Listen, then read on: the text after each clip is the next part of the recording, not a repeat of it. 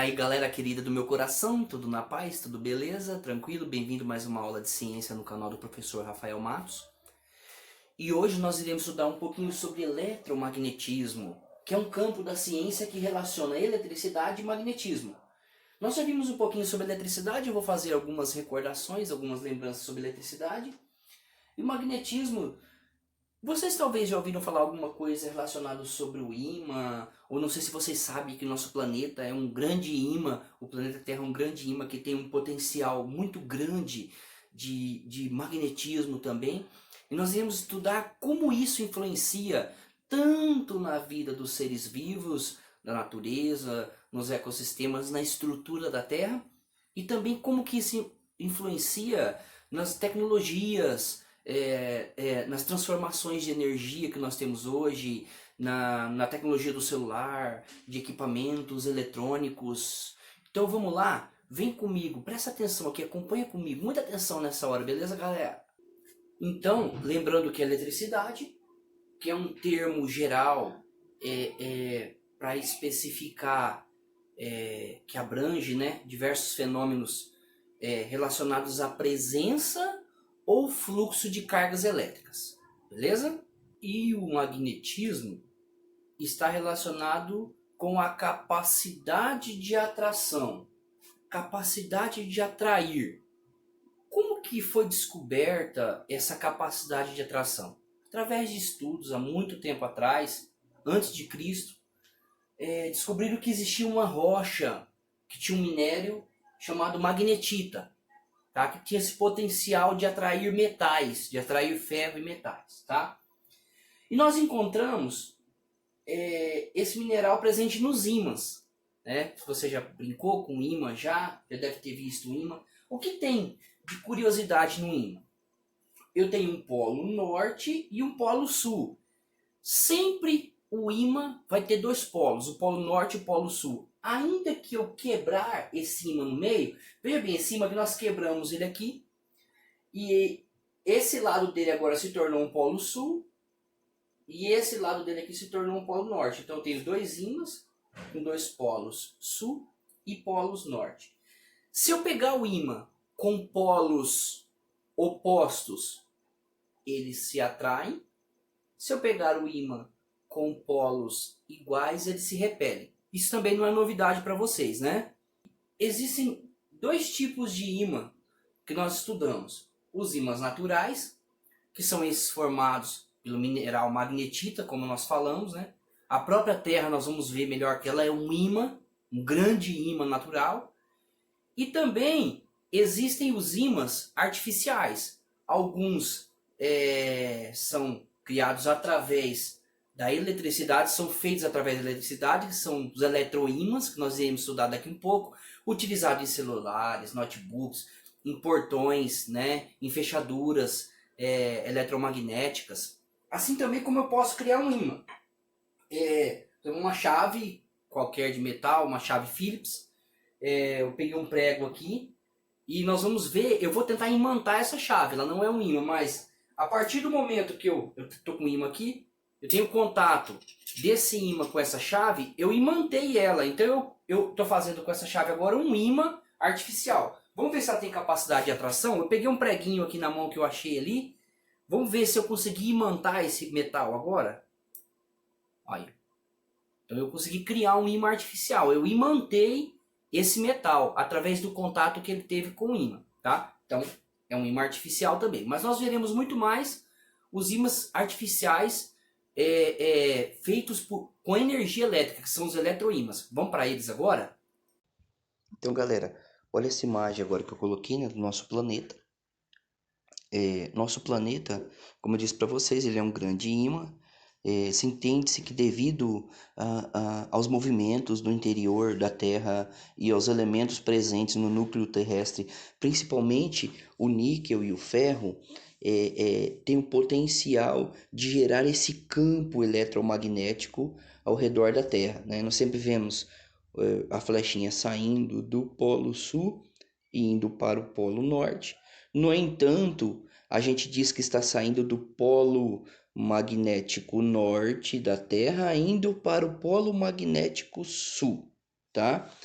E esse campo eletromagnético, ele protege de várias formas o planeta, principalmente quando ele interage com as radiações solares, e ele consegue de alguma forma proteger da alta incidência de radiação solar o nosso planeta. Então essa combinação de campo magnético com a inclinação do planeta, com seus movimentos de rotação e translação, é um dos principais fatores aí que permite a existência de vida no nosso planeta também, tá? Nessa imagem nós estamos vendo um ímã artificial, né? Um material que foi imantado em algum momento, assim como eu fiz a imantação daquela chavinha Phillips e consegui atrair o preguinho, né? E nós também veremos que é possível se fazer ímãs através da eletricidade, da corrente elétrica. São chamados eletroímãs, como eu já tinha dito, muito utilizado na construção de equipamentos, diversos tipos de equipamentos eletrônicos. Se você pegar uma pilha daquela pilha tipo D, fazer uma espira, nós chamamos de espira, ao redor de um prego grande ou de um parafuso e conectar as pontas dela no polo positivo e negativo, você vai criar um eletroímã, você vai ter a capacidade de atrair pequenos objetos de metais, beleza? Então, galera, para a gente entender um pouquinho como que foi descoberto o eletromagnetismo, eu quero dar um exemplo aqui. Presta bastante atenção. Talvez você já viu esse aparelho aqui, é uma bússola, né? Você conhece de filmes, talvez documentários, talvez você tenha uma em casa, no seu celular você tem. A bússola, ela é um imã artificial que tem como função apontar, ela contribui nas navegações, direcionamento, né? Apontar o hemisfério norte, o polo norte da Terra, que também é o polo sul magnético. Então o ponteiro sempre aponta para o polo norte da Terra, que é o polo sul magnético. Beleza? Mas por que você está falando da bússola? Por volta de 1800, um físico dinamarquês chamado Hans Christian Ørsted, fazendo alguns testes com circuitos elétricos, percebeu que a corrente elétrica dos seus circuitos, quando estava perto de uma bússola que ele tinha, alterava o posicionamento do ponteiro. Alterava o posicionamento do ponteiro. Isso fez ele chegar a concluir que de alguma forma a corrente elétrica ela interferia no magnetismo. Então foi a primeira conclusão que o cara chegou. Poxa, cara, eu acho que a corrente elétrica interfere alguma coisa no magnetismo, tá? Então teve o cara lá, o Hans Christian, que descobriu que a corrente elétrica poderia interferir no magnetismo. A corrente elétrica interferia no magnetismo de alguma forma. Depois disso, começaram a pensar será que o magnetismo poderia interferir de alguma forma na corrente elétrica? E aí teve um cara chamado Michael Faraday que ele começou a fazer alguns testes. Os primeiros testes que ele fez foi o seguinte: ele pegou uma molinha parecida com essa, que nós chamamos de espira, conectou ela num aparelho chamado amperímetro, aqui como desenho eu fiz. O amperímetro serve para medir os amperes, ou seja, a intensidade de corrente elétrica. Nós já estudamos já, se eu não estou enganado, você lembra? Intensidade de corrente elétrica. E ele, ao aproximar um ímã e passar um ímã por dentro dessa espira, dessa estrutura que nós chamamos de espira, ele percebeu que o ponteiro do amperímetro ele alterava para um lado. Se ele invertia o ímã, colocava o polo sul desse lado, a hora que ele introduzia dentro da espira esse ímã, o ponteiro do amperímetro se deslocava para o outro lado. E aí, qual a conclusão que ele chega? É claro, no ímã ele tem um campo magnético, né? Esse campo magnético, existe esse movimento de magnetismo que nós estamos vendo, né? Esse movimento de magnetismo. Ele entendeu que se eu deixasse esse ímã aqui dentro, nada aconteceria. Mas se eu alterasse esse campo magnético deslocando esse ímã para lá e para cá, para lá e para cá, para lá e para cá, para lá e para cá, rapidamente, eu ficaria alterando o campo magnético. Isso faria com que gerasse corrente elétrica. Então esse cara, Michael Faraday, descobre que o fluxo magnético ele pode gerar corrente elétrica. Para isso ele dá um nome, nós damos o nome de magnetismo por indução, também conhecido por lei de Faraday, que mais para frente vocês vão estudar, existe uma fórmula, né, uma equação para se calcular isso. Beleza?